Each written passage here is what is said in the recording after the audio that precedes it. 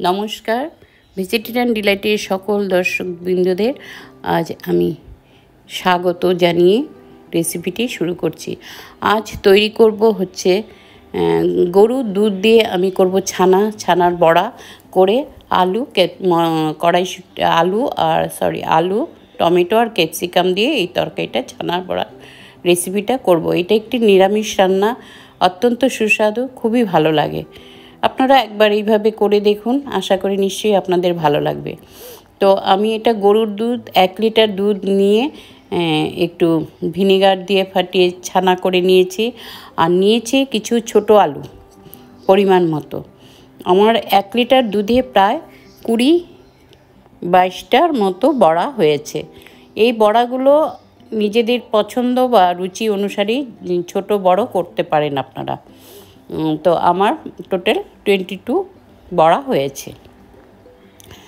তো এই বড়াগুলো নিয়ে আমি এখানে একটু দেব কালো জিরে, একটু নুন, কাশ্মীরি লঙ্কার গুঁড়ো, একটু হলুদ, একটু নুন মিষ্টি দিয়ে ভালো করে হাতের সাহায্যে মেখে নেব। মেখে সুন্দর করে আর 1 চামচ দেব হচ্ছে বেসন। এটা না দিলেও চলে, কিন্তু এটা দিলে বাইন্ডিংটার কাজ করে, এই আর কি। তো এইভাবে করে নিয়ে আমি সুন্দর করে একটা ফ্রাই প্যান বসিয়ে নেব। বসিয়ে দেব এখানে তেল, দিয়ে আস্তে আস্তে করে বড়াটা আমি একটু একটু করে একটা করে দিয়ে নেব। গোল্ডেন ব্রাউন করে দুটো সাইড আমি বড়াটা ভেজে তুলে নেব।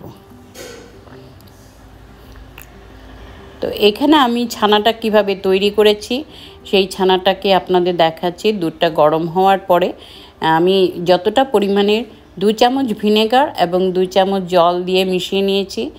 নিয়ে খুব সুন্দর আমার ছানাটা কেটেছে। তারপর আমি একটা ঝাঁঝরির মধ্যে নিয়ে নিয়েছি একটা সাদা কাপড়, দিয়ে ছানাটা করে এখানে ঢেলে তারপর ঠান্ডা জল দিয়ে এটাকে ধুয়ে 2-3 মিনিটের মতো রেখে দেব। তারপর আমি এটা হাত দিয়ে মেশ করে এই বড়ার ইয়েটাই করে নেব। এইভাবে বড়া করব। আর নিয়েছি আমি 1/2 কেজি এখানে নিয়েছি ছোট সাইজের যে আলুগুলো হয়, সেই আলু একটু নুন জলে সিদ্ধ করে নিয়েছি, বয়েল করে নিয়ে হাফ কুক করেছি, পুরো করিনি। করে তারপর আমি এগুলোকে খোসা ছাড়িয়ে নিয়ে এখন আমি এই বড়াগুলো তৈরি করব। এই বড়ার মধ্যে কিছুই মেশাতে হয় না, এরকম হলুদ, একটু সামান্য চিনি আর কালো জিরে, লাল লঙ্কার গুঁড়ো, এগুলো এরকম করে মিশিয়ে আর 1 চামচ দেব বেসন, এইভাবেই করে নেব। তারপর কড়াই বসিয়ে তেল করে আমি এই বড়াগুলো ভেজে তুলে নেব।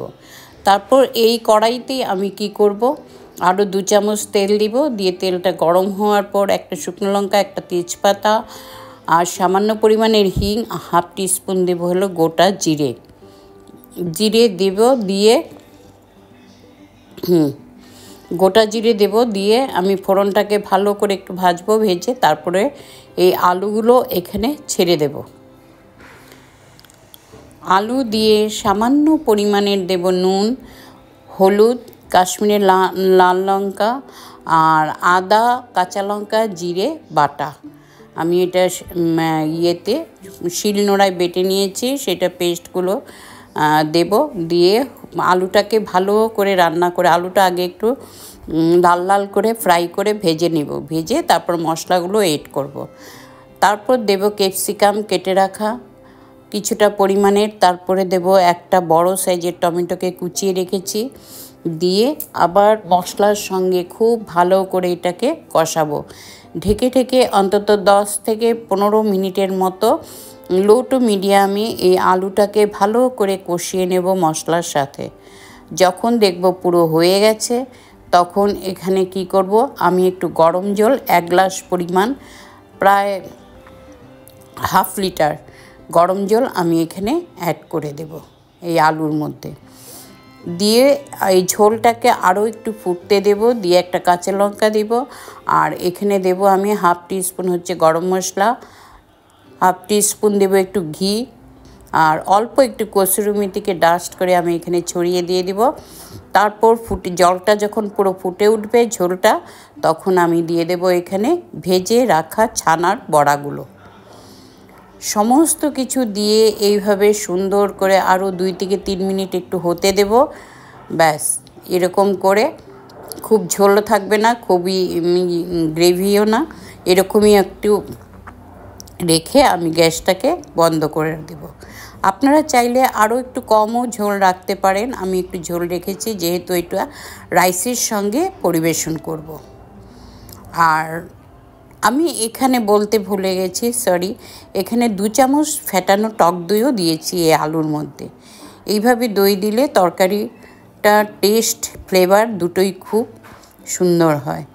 তো এরকম করে আমি তরকারিটা পুরো বড়াগুলো দিয়ে দেব, ঢেকে রাখবো, রান্না করে নেব।